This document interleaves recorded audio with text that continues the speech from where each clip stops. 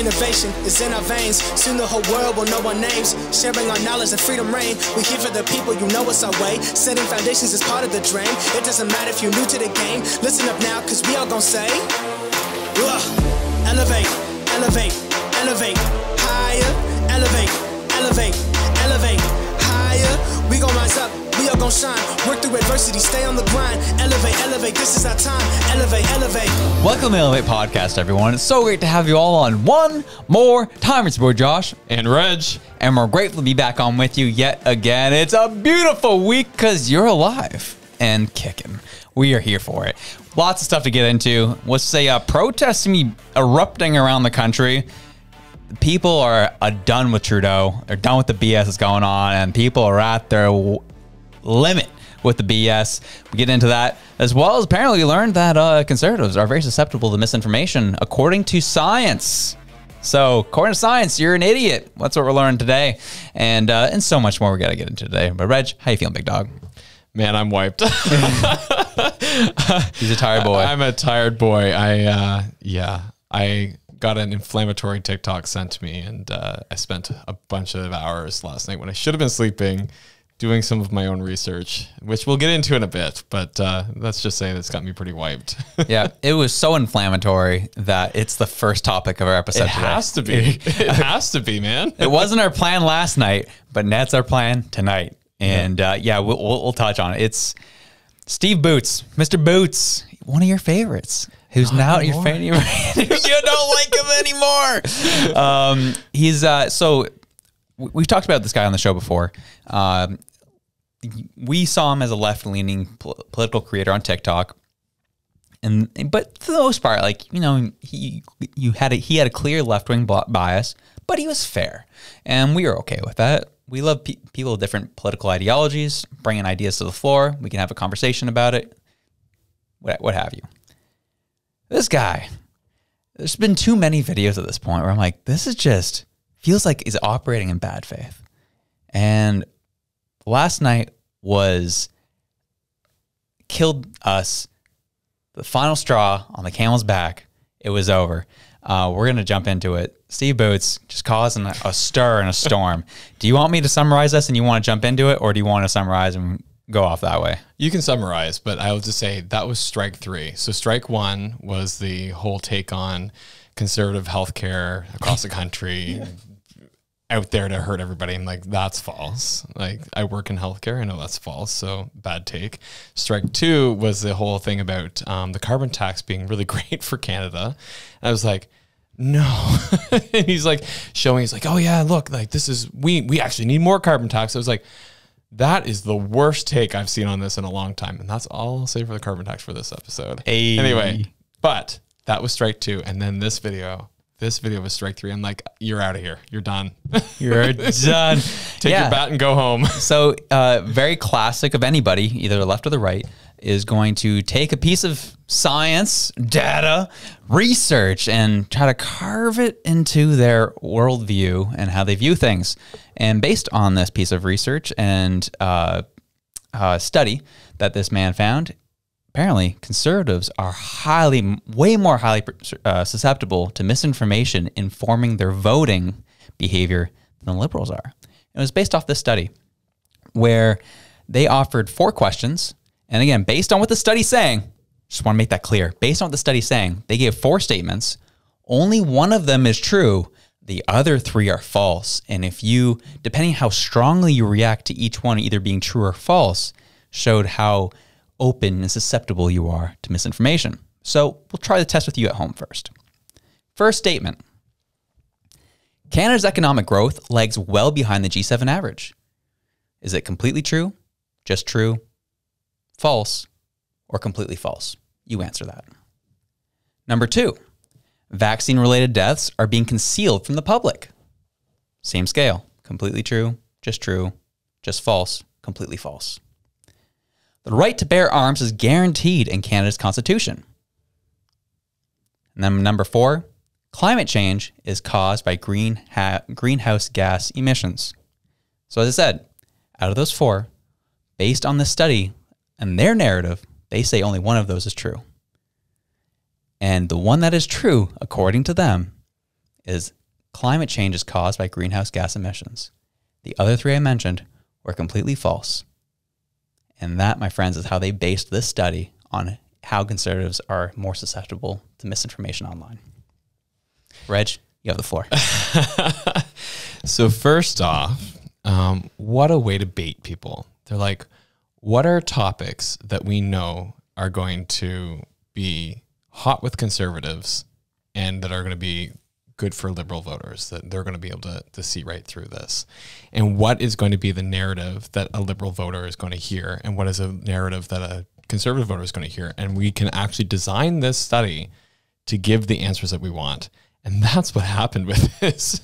And the best part is that it was done so poorly that when you actually look at the quote unquote data, if you go by Minister Freeland, she says, we're doing the best in the G7, blah, blah, blah, blah. You listen to South of the Border, they also say the same thing. What's funny is that when you actually look at articles, so the Fraser Institute actually looked at our economy. So they said, our economy is not booming, it's stagnating. Then if you look at the TD economic report, says that economic growth does not necessarily equate to economic prosperity. While aggregate GDP is one thing, standard of living is another, and when Canada's economic performance is adjusted for the rising population count, it reveals a picture that leaves much to be desired.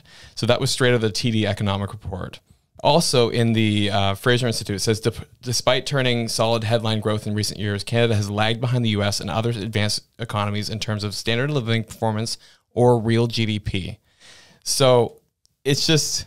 One thing. It's so interesting. You are really smart. I want to tell you, you're a smart guy. Okay. But you're reading at 100 miles an hour. Just feel free to, you can slow down. We want to hear you. I'll slow it down. Thank you. I'm heated. For the simpletons like me, I need you to slow down. Basically, what we're looking at is the fact that you have multiple reputable sources all saying that they're hiding the information about GDP because what they're doing is they're using population growth as a way to try and bump up the numbers. They're also using the fact that the government has added so many public service jobs to try and cover up the fact that the private sector is like literally dwindling, and that the amount of layoffs that we're seeing in Canada and the amount of people losing their jobs, it would be indicative of a recession if you didn't have the massive amount of immigration and the massive amount of hiring in the public service. So the government is artificially trying to pump up our GDP to try and make it look good. And so what the banks and what Fraser Institute and others like them are saying is like, this is all a smokescreen. It's fake. It's not actually the case. Fugazi. Yeah. Okay. Yeah. So what we're seeing is not reality. So then when they put a question like this, like Canada's GDP is, lagging behind other economic powers in the G7, it is. But if you try and fake it by doing all these other things, then you can try and tweak it. And the other thing too is that depending on how you slice the data, you can make data say whatever you want. And it depends on what statistical analysis you do. It depends on what you determine as an outlier. And I know all this because I work with data. This is literally my job. So I think what's really awesome though is, so Steve holds this up as like an example of like, conservatives so dumb. I can't believe they think our GDP is lagging behind. Then I got a nice little screenshot for you.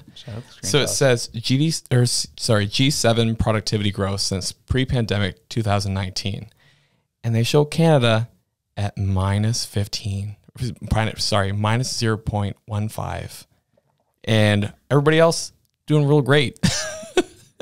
And so he in this video is actually calling out the fact that Canada's economy is really suffering compared to its G7 partners. But in the other video then talks about how stupid conservatives are for believing that we're lagging behind in the G7. Yeah. I love it. I think too, even based taking these numbers that we're citing here. This is all based on percentage, and this is G7 productivity growth since the pandemic, it's pre-pandemic 2019. US is at 6.07%. UK drops to 1.6%. Italy 1.25%. Japan at 1.01%. Then we come in at negative 0.15%, Germany negative 1.18%, and then France negative 4.70%. So we're fifth out of 7. this comes back down to semantics too as well. You talked about obviously kind of what you're using as the data that you're sourcing. That's off of how you splice the data, as well as this is or me as a UX designer comes in. This is how I conduct my studies and how I come up with questions. It's all in the wording too. Mm-hmm. Like the trick question is they can technically get away with the fact that this is technically false, where they say Canada's economic growth lags well behind the G7 average. So the G7 average is like what? Say in the maybe the 2% range, maybe on average. I don't know. There's a lot of outliers. Like, there's a significant top end outlier and a significant bottom end outlier. So it depends on how you want to take that out. Do you keep that in based on the G7? I digress. All I'm saying is technically Canada isn't well behind the average, but we're behind. Yeah. And how do you define well behind? Like it's just so many just subjective terms that are being used to then kind of pigeonhole and get your narrative brought to the surface through studies. I know. And then the second question about COVID deaths. And so this was actually kind of a good learning experience for me, because this is where I found out that we actually have a organization called the Canadian Adverse Events Following Immunization Surveillance System, the lovely acronym CAFIS. And so they report 1,237 incidents since or as of March 2022. That was when they did this draw. And so they also excluded any reports that were missing time from vaccination onset, or if they were missing the amount of dose that they had, or if they were missing the person's sex. So a lot more cases, but if they were missing any piece of those three pieces of information, they didn't include them in that number. And so what's interesting is when you have a whole organization, government funded, devoted to vaccine injuries and adverse effects of vaccines, specifically focusing in on our most recent mRNA vaccine. That's what's concerning to me. Now, I'm not here to debate the validity of vaccines. I'm fully vaccinated with all my stuff. I got the 2 shots of, what is it called? Coronavirus vaccine, Pfizer. There we go. Who gives a crap? So, but that's what I'm saying. Yeah. It doesn't matter. The fact is, this exists. Right. And the fact is that, I think it was even the guy who does like news for real on TikTok. And he's like, oh, did you hear the news? That guy. And so anyway, he was actually talking from a hospital in Ontario. I don't know what the context was, but he was talking about these different people that he had spoken to who all had issues with myocarditis since getting the jab, right? And so it's these are the stories you don't hear about, and these are the stories that would look really, really bad. And then there's actually been multiple lawsuits against Pfizer right now because they've been concealing data.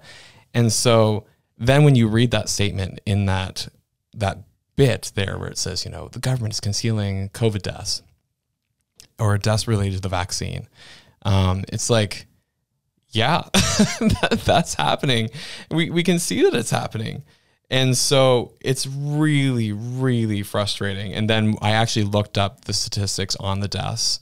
And so if you look at the amount of people who died who were vaccinated compared to the people who died who were unvaccinated, there's a difference of I think it's 800. So 10,800 versus 10,060.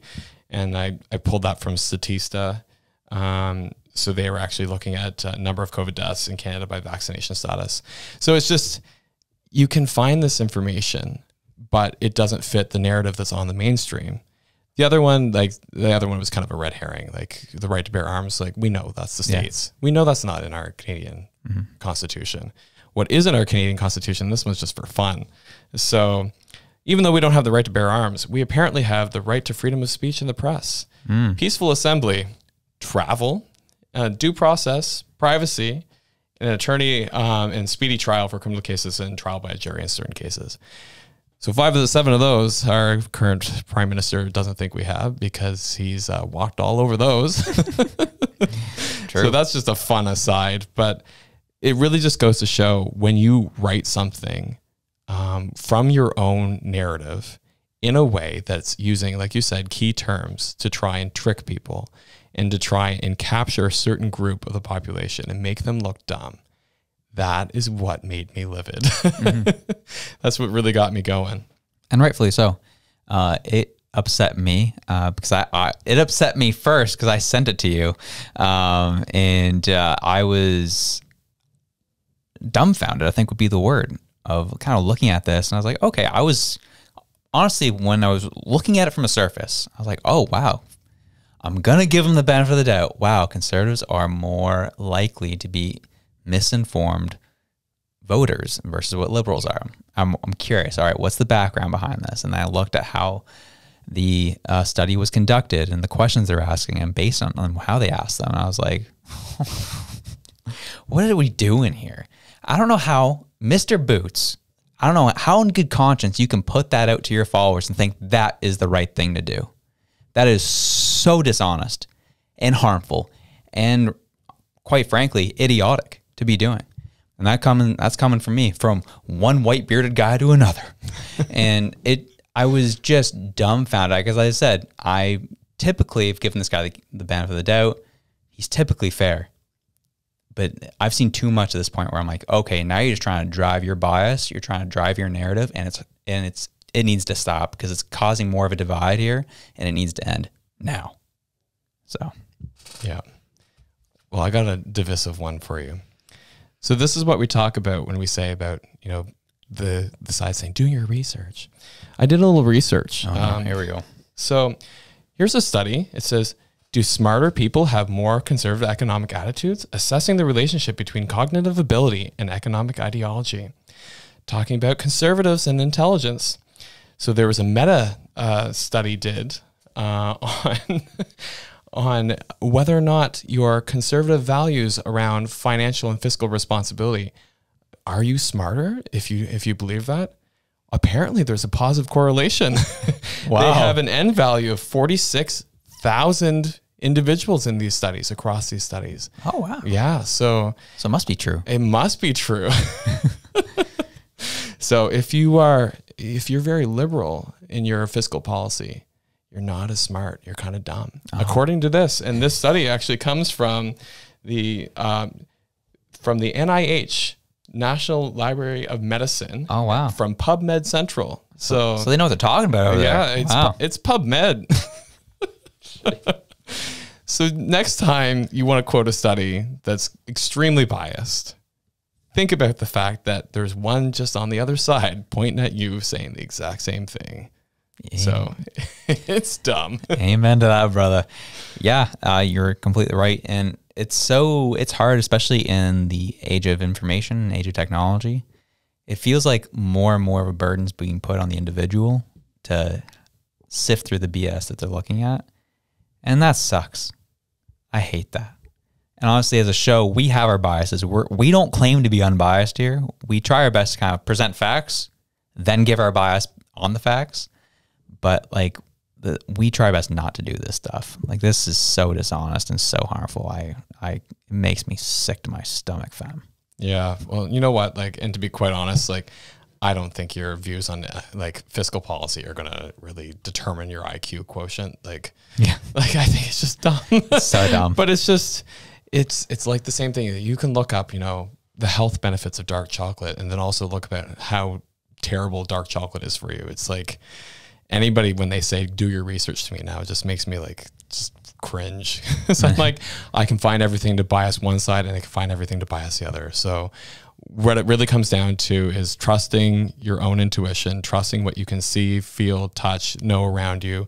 I keep saying it, locus of control. What's in your locus of control, what you can know personally, and then try and find those reputable sources they're doing the work behind the scenes to try and give you the most unbiased thing possible. Because honestly, that's what we're trying to do, because I got sick of looking at the news going, why do I have to do the extra work of figuring out what their sources are and figuring out where they're referencing things? Because my dad sent me an article on the weekend and I was just like, yeah, but where are they pulling that information from? He's like, well, it's reputable. I was like, but is it? I was like, where is it coming from? So we had to do all the background work, find all the linked resources.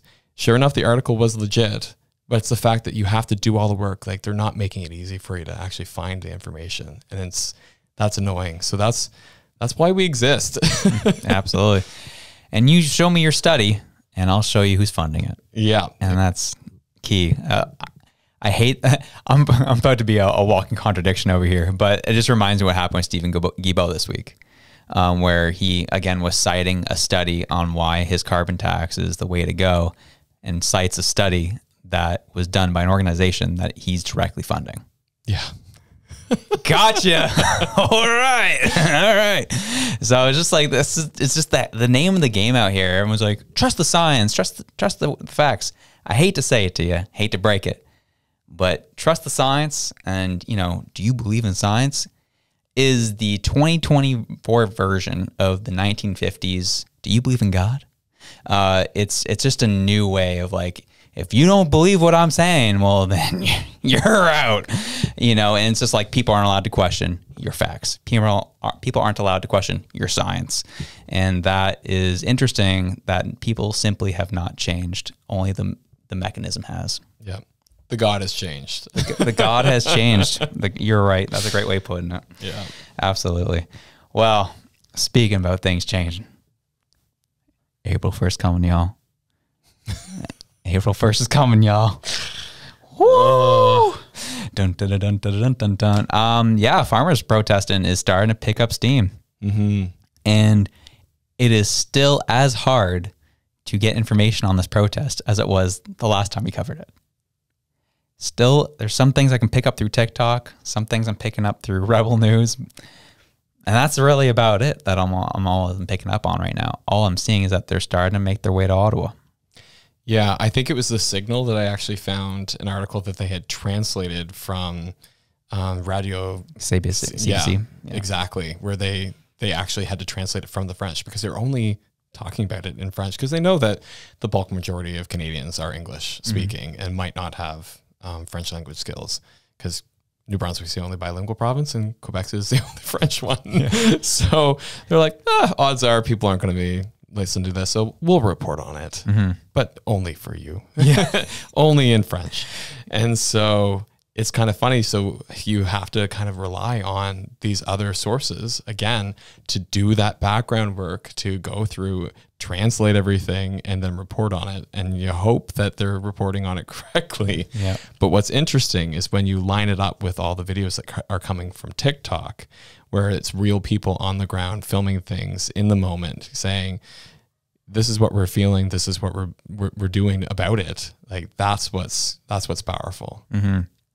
Yeah, and I'll be curious to see how things go April 1st. Because as I've seen, these tractors are moving out. Yeah, they're making their way Ottawa bound, and we're seeing Convoy 2.0 happen. How is Ottawa going to react? Because we see what happened in Europe, and the European officials had a really hard time demonizing their farmers. And things got really out of whack. There was one video I have here where it happened in Brussels, in Belgium, where police were trying to contain the protest, and they set up huge barricades, and the tractor just plowed through the police. Oh, I've seen that one. I was like, gee, that's no joke out here. There's like, yo, screw you. That was the ultimate sign of, we have zero respect for your authority at this point, which I haven't seen something like that happen at a protest that a police are trying to maintain. I'm sure it's happened at a point in history. I just haven't seen it. And that just really drove home the point of like, yeah, you're not gonna do much with these farmers. And I think Trudeau's gonna have the same issue. I don't think he's gonna be able to demonize farmers as much as he's able to demonize the truckers. And so I think he's gonna have a hard time with that. And he will try something. I'm curious what it's gonna be. I'll just say that I thought watching the farmers spray the French political buildings with manure, I thought that was really good. Symbolically. It was wonderful. I was like, you know what? It's good for the environment. It helps the grass grow. It also sends a really clear message about the kind of job we think you're doing. True. So I enjoyed it. I really hope that we get something similar. Spray the free Parliament buildings, please. Gee, yeah. I'm curious how the even police will handle it. What's communication going to be like with the RCMP? Because apparently we're having an angrier world now. So there's so many moving parts at this point on what's going to happen. So again, we're keeping an eye on it, watching it very closely. But as far as we know, and the way it's being reported, the convoy's on its way to Ottawa, baby. We'll see it April 1st. Yeah. And we've got boycott, and another protest. Yeah. The next protest, though, was pretty intense. Newfoundland, fishers saying, screw you to the government, which is really interesting. So a lot of drama went down, and believe it or not, again, CBC reported on it and only reported on it from the corporate perspective. Didn't take any time to see it from the everyday fisherman's perspective. And so I got the fisherman's perspective through TikTok. I saw all these videos and these guys different talks on it. Like, this is what we want. These are our demands. This is what we're desiring. This is the issue. So what's happening over there is, so you have the fishers who, independent fishers, mom and pop shops who are, trying to make a living, sell their product, but are only able to sell it to plants that are in Newfoundland. They're not allowed to sell it to anybody outside the province. So what was happening is these plants were starting to be bought up by big corporations, and they're the ones who are setting the price of how much they're buying the product from the fishermen. And so there's like, it's ridiculous. Like, you guys are driving down our labor, and the province is not letting us sell to anybody outside the province. This sucks. We want free enterprise. And then, the head of the association came out and, was all kind of sheepish about it. He said, well, this is not a good look for the market here. We shouldn't be protesting, just doing all the same BS stuff that you can tell he's just some shill for corporations. The head of the association that represents the seafood producers in Newfoundland was just saying that this is not the way we do things. We have to do better. If it continues in that way, we won't be able to take advantage of the true value we have from our fishery. And it's just all the same BS. Like, we need to, look out for the, just keep the peace, keep things going. And huge amounts of people were protesting out in front of their government buildings. And this is kind of what took place earlier last week for the protests. Police came in and started trying to move protesters out, as they usually do. And it got very chaotic. Arrests were made, and they were just peacefully gathering, protesting outside the government buildings. And they're just trying to eliminate the issue. And they brought in a lot of police for these people. And there's no real evidence of like people attacking people or vandalism. They were just letting their politicians know, open up the free trade so that we can also make some money and not be subject to having to sell to corporations within our province. They fought. They ended up winning by Friday last week. The province caved. They said, all right, you guys can sell. We're going to open up our provincial borders to people to come in. You can sell directly to them. You don't have to sell to the plants here in Newfoundland. I love it. Love to see that. That's a good news story. That's a win for the people. Mm-hmm. Love to see that. Yeah. The really sad part about this is the fact that the government wasn't acting in the interest of the people in the beginning. Mm-hmm. Like, I hate the fact that our government is now our adversary in so many ways. Like, that to me makes me really disappointed, I guess, that we have to view our own government, who we are electing, as an adversary of the people. That's what's really disappointing. But I'm glad, like I said, in this case, that we're seeing the farmers and the fishers in this case win. Hopefully the farmers are going to follow suit. Absolutely. And that was the thing what I was saying about the CBC article, like where this head of the association says free enterprise does not mean you get to do whatever you want, whenever you want. Businesses, in this case, processors in this province, need to have some stability and need to be able to focus on extending employment throughout the year, he said. Last year, plants were in a position that they had to process 10 million pounds a week for 8 weeks. A normal year is 1 or 2 weeks. There's excess capacity in this province. So it's like, yeah, they can afford to have like more people coming in and purchasing it because they have the supply. Let's get it going. And obviously the province saw it that way and gave some power back to the people. So as you said, that's a dub. We'll take the win. Hopefully the farmers can be successful in Ottawa next week. We're here for a win, man. We need them. We need the wins out here, dude. We need them. And speaking of wins for the people, so this is where I was saying I was disappointed in government, because you also have corporations pulling some BS. So if we want to bring up our nice little Kellogg's clip here. Yeah, you got it. The old first one there. What was fun about this was the fact that if you missed this, so the CEO of Kellogg's was trying to be, for the people and address the fact that there's some issues with affordability. So he said, you know what? The poor people, they don't have to worry. They can just eat cereal for dinner. Jeez. So have a look at this one.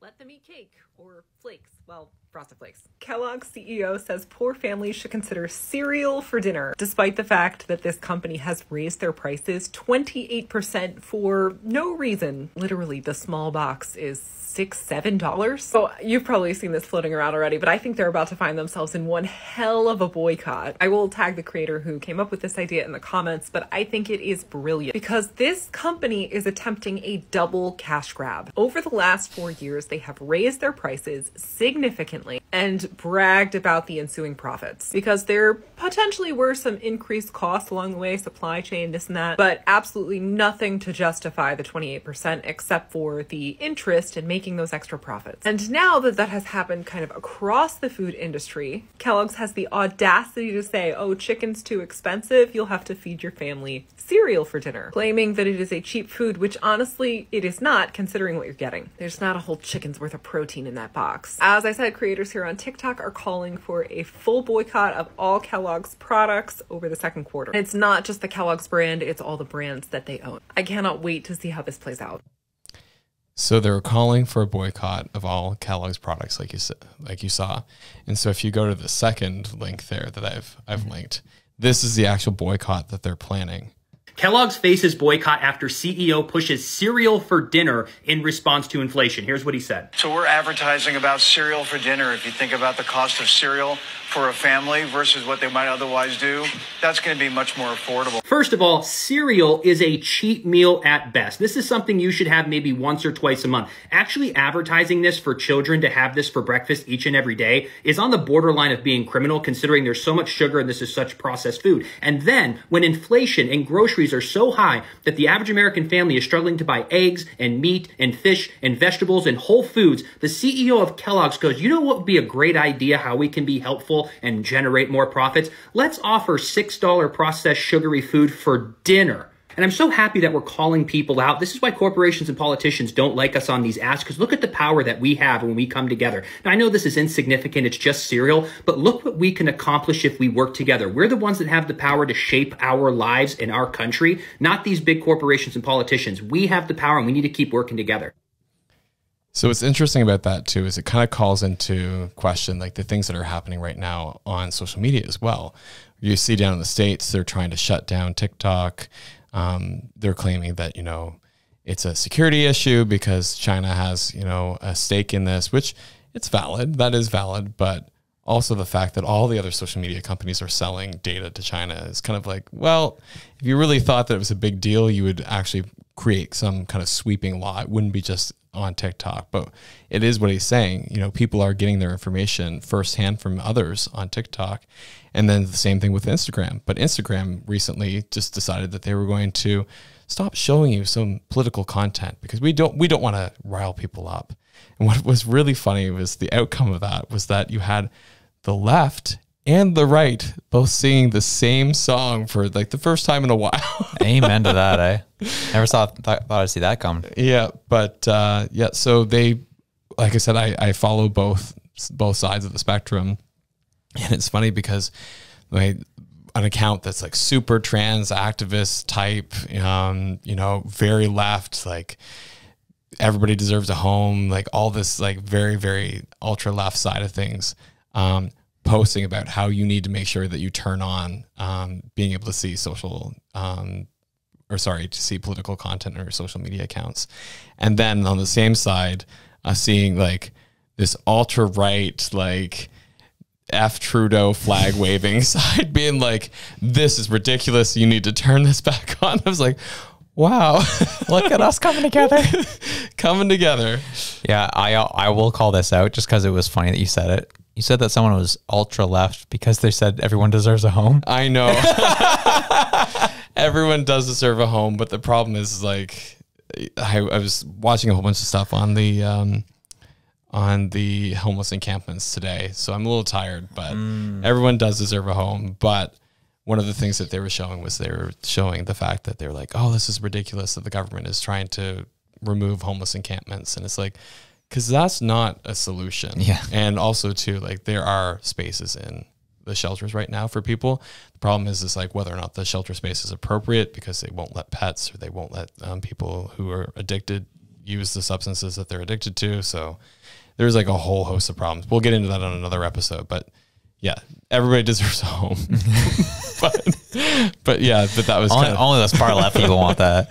Gee. Yeah, that's totally fair. And then last but not least, this gauntlet of protesting boycotts, Loblaws. Yeah. People are getting frustrated. Loblaws, they're looking somewhere between April 1st to April 14th, boycotting Loblaws. Yeah. And so I will be participating. I will not be shopping at Loblaws. And at first I was just like, oh, this is, not that big a deal, but like good for people. And then I went shopping for groceries on the weekend, and I spent $500 at Costco, came out with a massive grocery cart full of stuff, which I was still like, I shuddered at the fact that I spent $500. Then I went over to Superstore, which is a Loblaws company, spent $200, had a package of diapers and like 5 things, like some shampoo, I think a stick of deodorant, and some puffs. Like they're the little like rice puffs that you give your babies. And I'm like, are you freaking kidding me? That's crazy. It was insane. And I was like, this is half the price of what I spent at Costco for a fraction of the items. I'm like, screw this place. I'll go buy the diapers off Amazon for all I care. I hate Loblaws that much. Yeah, for myself, first when I saw this too, I thought it was just, another cause people are, just throwing out there, and it's not really going to do anything. And then I saw Loblaws come out through CBC saying, yeah, so we swear we're overturning every stone. In their words, we're looking over every stone to see where we can cut costs. We're trying to bring prices down. They're getting scared over this. So to our listeners, if you have a Loblaws in your area, a Superstore in your area, a Loblaws entity, think about shopping elsewhere if you can. And let's show these guys, enough's enough. And before I hear it from the thousands and thousands of every listener out there. Oh, Josh, it's the carbon tax too. April 1st, hike, it's coming. You're right. And I'm sick of government and corporations being in bed together and profiting off of us. So we're going to tell you, screw you to the government April 1st, and we're going to tell Galen to screw off as well April 1st to April 14th. We're done. We're done. And as this guy was saying in his TikTok, it's on us to shape our world and how we vote with our dollars, as Sheena said multiple times in our episode months ago with us on the show. Time to do it. Enough's enough. Stop trying to screw us over, because it's about time we start screwing you over. So here we go. Yep. Not a cent for me. So it sounds like not a cent from you. Nada. And you know what? And the government knows this. The government knows that we're coming. The government knows that we are sick of their crap. We're done with their stupid taxes and how they tax on tax, all the hidden taxes. And guess what? The CRA is in debt recovery and coming to all the cheap jabronis, all the poor people, and shaking them out for every nickel they got. Crap is going down in this country this tax season, and y'all need to keep an eye out, because if you are achieving a little bit in doubt of how you filed your taxes over the past 6 or 7 years, keep an eye out, because they're coming. Yeah, and like the best part is that it's not even people who are who've done something shady. It's like somebody who is a small business. They had a shoebox of receipts. They went through it all with their accountant, did it all, and then filed. Or somebody who is just like, they were a student and they had their T2202A, put it in, and then never really thought about it before, because it doesn't really matter. It was 5 years ago.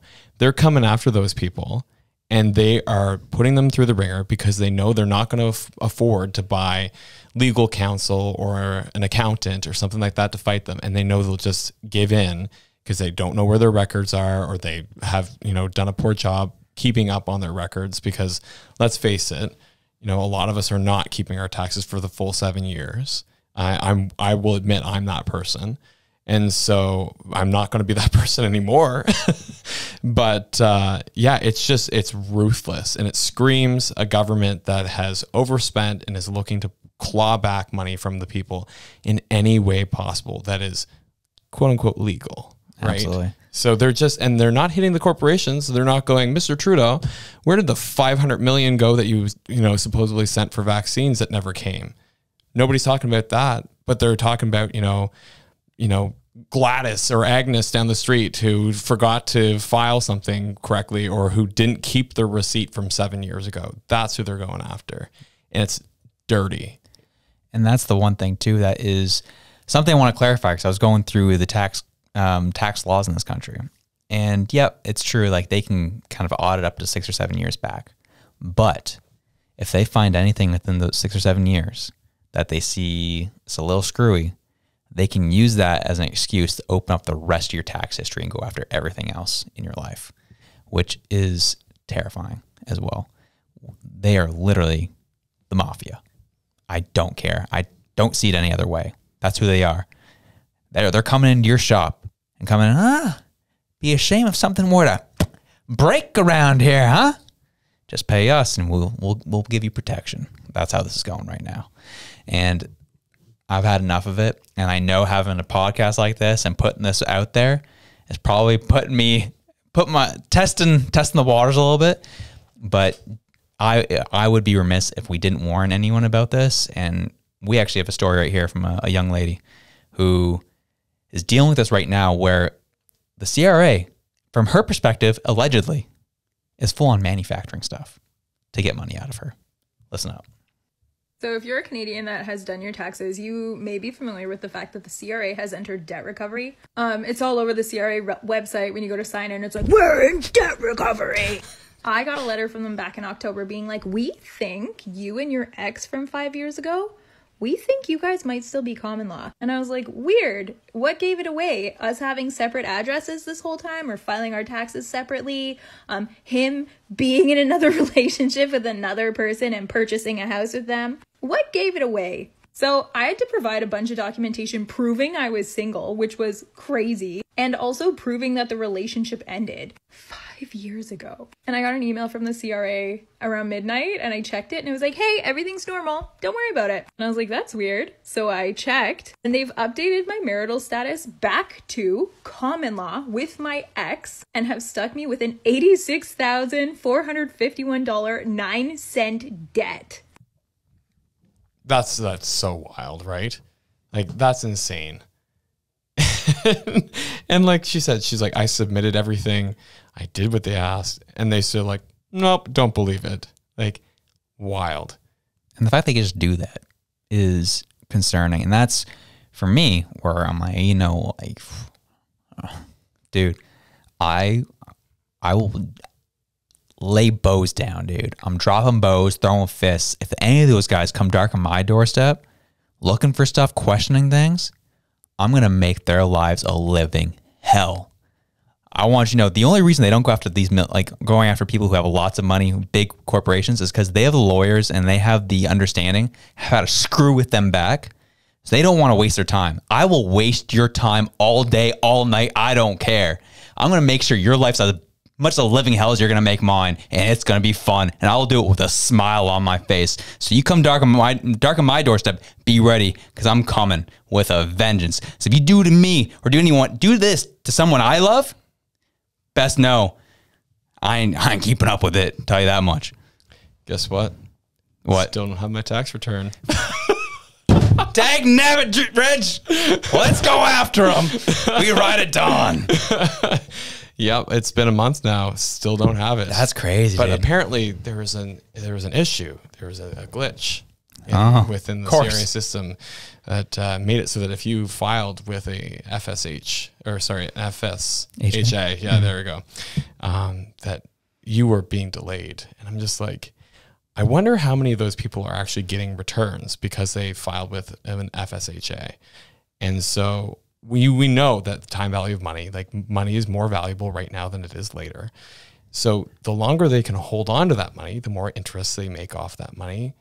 It makes sense for them to hold on to it just a little bit later, you know, just get a few like percents of interest off of that money while they hold it in their accounts, and then they'll give it out. Yeah. I look at this as like, they're doing debt recovery all right in any way, shape, or form, and they've got the glitch, you know. So that's my conspiracy theory for tonight.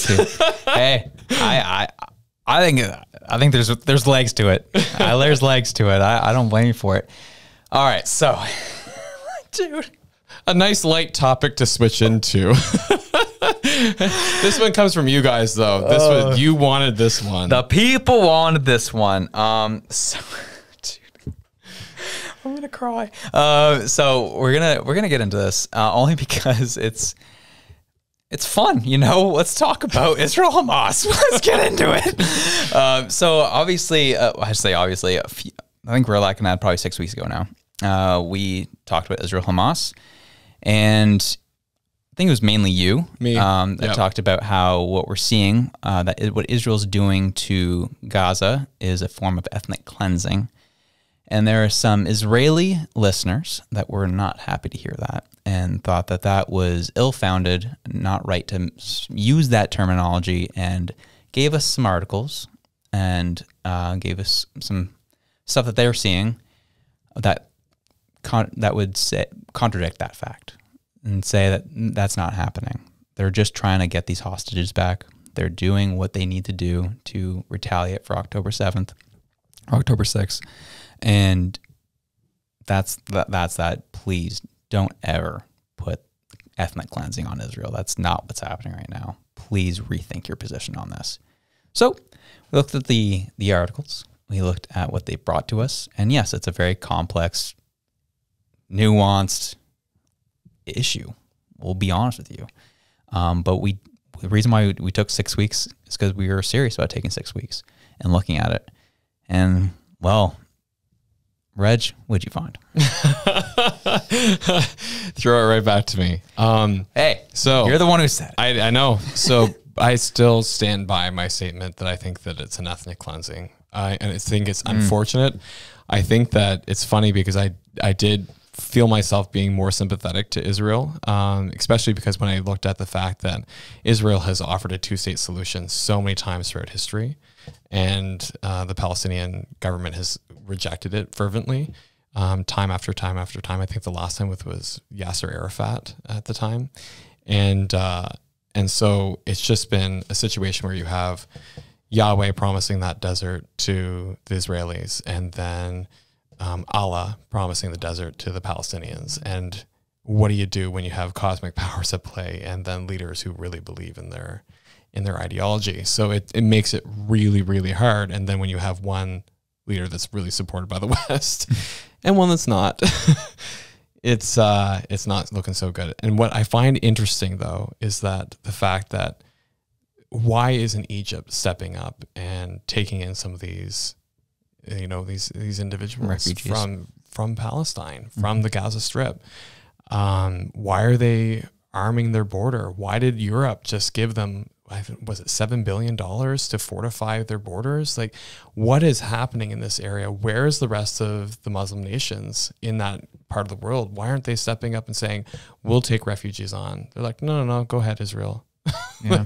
So it's really, really complex. And honestly, like, if I was one of the family members of somebody who had been taken from that concert, like, I don't know what I'd do. I'd probably be acting in probably the same way. But to say that it's not a cleansing of that area based on ethnicity, I think you need to look twice.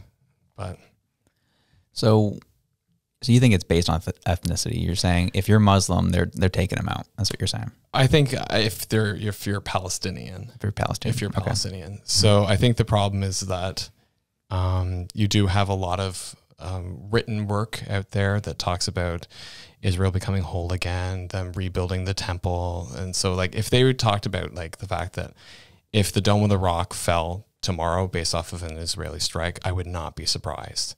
I think that would fall right in line with what is, like, being expected. I'm not a religious person at all, but I think that like people who really believe in this want to see it happen, and they'll find ways to make it happen. And I just think it's really unfortunate. At the same time, I totally understand the Israeli people being like, we can't live with these people. Like, they're just, every 2 seconds they want to bomb us. They don't want us to be here. So it's like, how do you have a 2-state solution when one state doesn't believe you should exist? So I just think it's a mess. And so, but unfortunately, like, when you have basically an open air prison and you're cramming people down to the very end of it, and then you are still shelling and still bombing, like, it's not a good look. It's a bad look. Right. Yeah. I think one of the articles sent to us was the type of bombing that Israel is using, is doing it in such a way where they're trying to limit the amount of civilians they're killing. That's what this military officer who has experience in warfare has been saying. You know, they're actually doing a lot on their end to make sure they're minimizing the amount of civilians that are killed through this. However, stuff I'm reading from Netanyahu is said that civilians and Hamas military combatants are one and the same. Yeah. Okay.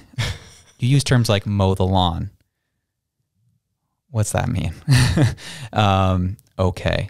That's concerning. Or when Netanyahu said something along the lines of, and this is exact quote, it says, "You must remember what Amalek has done to you," says our Holy Bible. Amalekites in the Old Testament. Yeah. And what they did the Amalekites in 1 Samuel? They took them all out. So we hear you, totally hear you, that like it's ugly to say what Reg is uttering here, is that this is a form of ethnic cleansing.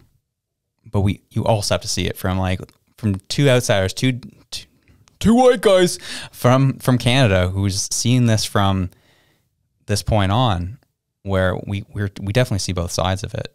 But what we're seeing from the rhetoric we're seeing from leaders from both sides, what we're seeing happen on the Gaza Strip, you know, it's tough to say, no, they're only just trying to get the hostages back. I'm like, 13,000 children have died. Those are based off UNICEF numbers. And so it's I want to empathize with both sides, because you said it yourself. Ethnic cleansing exists on both sides of this conflict. If either side had it, from my understanding, from what I've read, that's how they'd want it. If Gaza had the upper hand, they'd take out Israel in a heartbeat. Yep. It would go the exact same way. I get it. But both sides seem to want that. At least, and I'm not saying, you know, the everyday Israeli wants that. I'm saying government powers seem to want that. Yeah. So. Yeah, and it's interesting. I read a book a while back called I Shall Not Hate, and it was actually about a Gazan doctor who worked in Israel and would travel every single day back and forth. And he was talking about the fact that, like, his view on the Israeli people and the way that they view the Palestinian people is not actually what you're hearing about, and that there's actually a lot of mutual respect and there's a lot less hate, even though there was such terrible conditions, than what you're seeing out of the governments, and that there's actually just a lot of push from governments to stir up hate and to stir up dismay, basically. And so it was interesting coming from this Palestinian doctor talking about it. And then when you see some, like I said, the rhetoric coming out of Netanyahu, and you're like, holy crap. Like, you really are trying to fulfill the prophecies, quote unquote. Like, you know what I mean? Like, it's just, it's disturbing. And the one thing I will say, though, that the Israeli media has said about, like, the numbers coming out of the Gaza Strip, they said, well, this is reported by the Hamas-run Palestinian Health Authority. Like, obviously they're going to beef up the numbers. And it's like, you know what? Like, maybe it's hard to say what those numbers are. Yeah. And of course you're going to want, like, if you are trying to paint your enemy as evil as possible, you're going to want every child in that number as possible, as much as possible, so that you elicit those emotions. But it's still, one child is too many. Mm-hmm. Like, do you think any of those parents over in Israel who had their kids taken from that, they would want that? Like, no, it's still, all we can say is it's a mess. It's awful. And there is a clear power discrepancy between who's doing what right now. And the fact that you have all these people starving now, like without access to food or clean drinking water, it's horrific. So I think that's where it lands, and that's where it ends. It's just like, I don't want to talk about it anymore because I'm not on the ground there. I'm not an Israeli. I'm not a Palestinian. And so it's like, that's what it is. We're just seeing it through what we're seeing and trying to consume both sides of the media, like we talked about earlier. And that's just kind of like where I've landed and where you've landed. Mm-hmm. At the same time, let's cycle it back home. We understand that there are Palestinian supporters who are terrorizing Jewish areas in Toronto and other parts of Canada. And that's not cool either. I hate that crap. I have friends who live in those areas who are Jewish. And I hate the fear that they feel currently. It hurts my heart to see them like that. And I'm not down with that either. I hate that. I hate just, this is just my, dude who's a third party in all this, naivete. But ultimately at the end of the day, you said it yourself, you're not a faith guy, but I'll say it, I am a faith guy. I am a Christian. And I ultimately want to see peace. I want to see people be able to live in harmony. And I know both sides of this conflict, they don't think that's ever going to happen. But one can pray, one can hope, and that's me. I'm the hoper. I'm the one hoping. And I'm done seeing just the hatred, the vitriol, the violence, all of it. I'm just kind of done with it all. And as you said, this for us is where we're going to end the conversation for us. Happy to have conversations outside of the podcast, one-on-one. If you feel, those are our listeners who were offended by our takes about 6 weeks ago, if you really feel like there's more you need to know, I'm happy to hear it one-on-one. But as it stands now, like that's just kind of where we're landing on it. We still love you. We still appreciate you. Still appreciate that you take the time to listen to us. And I know that our conclusions that we've come to most likely upset you, and we apologize for that. But that's where we're at. So we love you.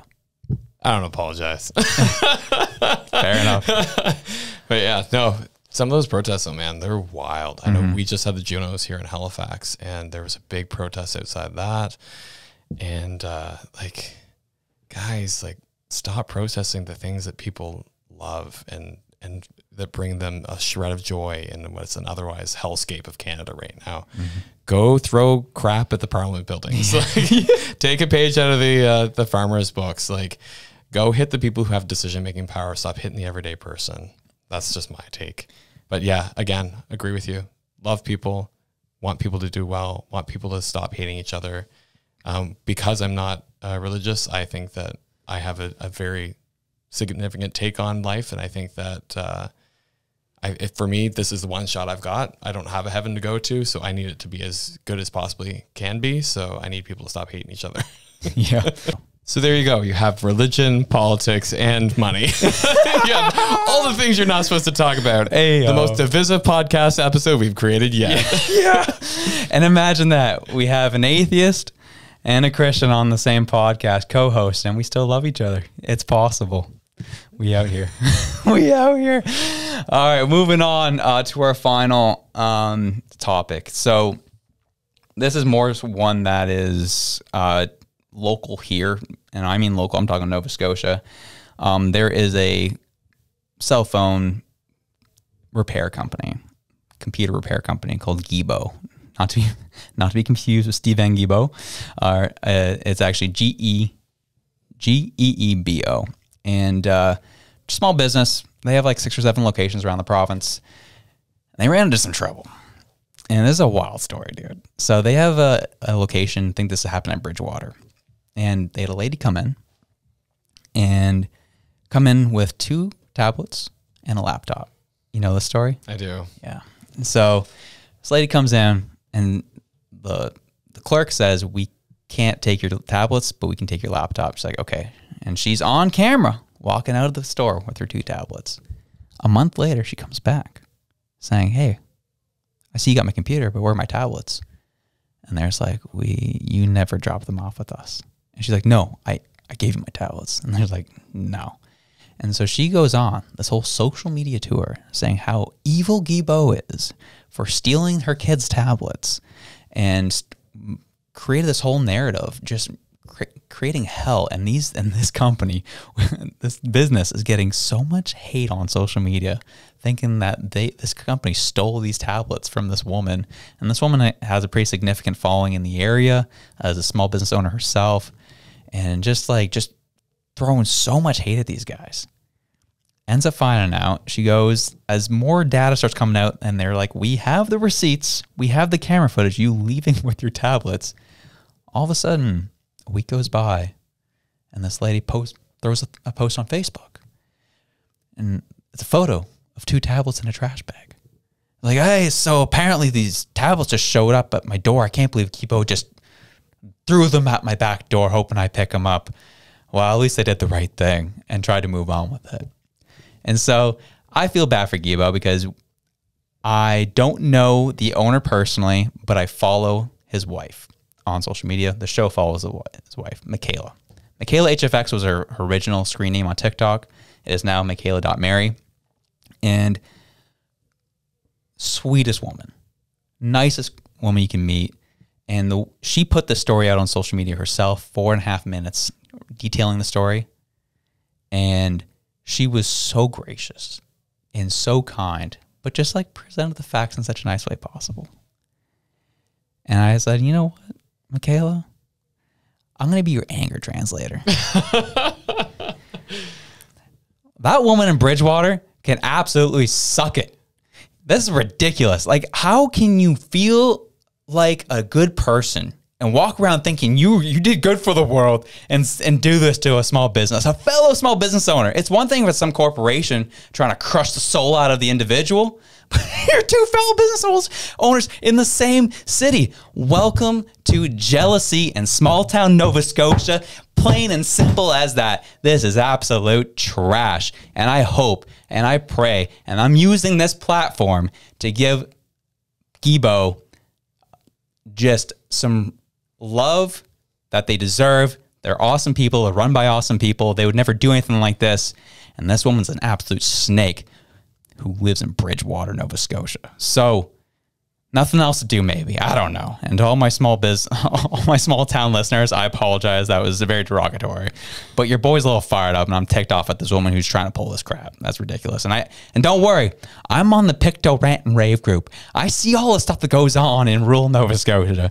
There's people that do some crazy crap out there, and crazy comes in all shapes and sizes. But Guilbeault doesn't deserve this. The owner of Guilbeault doesn't deserve this. And Michaela definitely doesn't deserve this. I just want to know, like, what crosses people's mind. They're like, this is the thing I'm going to do today. You know what I mean? Like, seriously, what? I don't know, man. I'm like, did she like look at him the wrong way and he not wave back to her when she waved? Like, you know, what could have been? What was it? What set her off? Like, this to me, I just want to I want to dissect and just like look at it and analyze and be like, what is going on here? Like, what is making this person act so bizarrely? Absolutely. Well, that's what I'm saying. And my best part about this thing I love is like Michaela would never screw with us. We're a little too political, and she wants to, this is just an assumption. This is not anything she said or did. I'm just assuming. It's like, yeah, we're gonna stay over here. You do your thing over there, and take everybody off in the political realm. But I just want her to know that we see her and we love her, and we think she's awesome, and that we are 100% supportive of her family. So yeah, love you. Oh man, we need to get into some wild cards because that was a heavy episode. If you are all the way here with us, like, thank you for sticking along that wild roller coaster of a ride. It's a tough episode. That was a tough one, man. I'm tired. You're exhausted. I was tired to begin with, and then those topics, man, they will get you. They will get you down. Absolutely. Well, let's get the wildcard segment. We'll pull up Regis here. He kept telling me as soon as he came in, he was like, Josh, this one's stupid. I don't know if we're going to like it. Our listeners are probably going to think it's stupid, but It made me laugh for hours and hours and hours. It did. So here we go. It's quintessential like what old Vine was. And I love it. And you have to have the music because like the music makes it.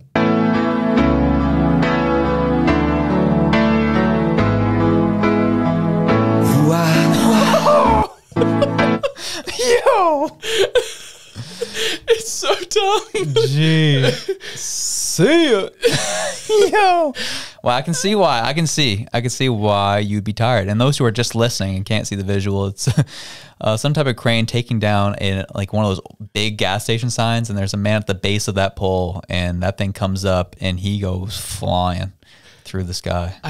I love the stupid music. I love the way that it like zooms in on him and like everything kind of like darkens a little bit. Like that right there. Yeah. I love it. Oh, gee, that's awesome, dude. Oh, man. You know, that was legitimately funny. Yeah. I like that. It was so dumb and I loved it.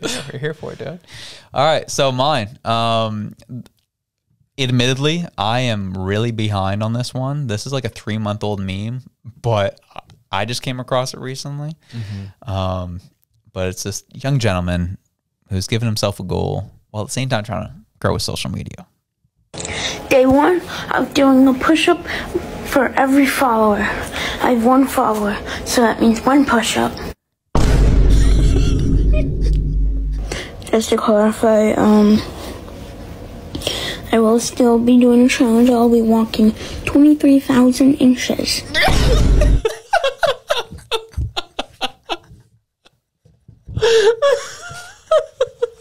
Poor guy. The look of defeat. Yeah. He was just like, oh no. We're not doing that. And again, to those who are on audio only, so he gets 1 follower for 1 push-up, and then automatically the next day it spikes to 50,000 followers. He's like, all right, we're going to switch to 23,000 inches walked. I was like, oh, that killed me. I was like, oh, the poor kid. He's still my superstar. I love him to death. That was the funny. His look on his face, and he's like, oh, we're gonna change that up. It was that look of like, what have I done? Yeah. I wasn't expecting to be this popular. Yeah. Oh man. I feel like that's the name of this one is What Have I Done? Yeah. Real talk. Well, we are 2 weeks. 2 weeks? 3 weeks.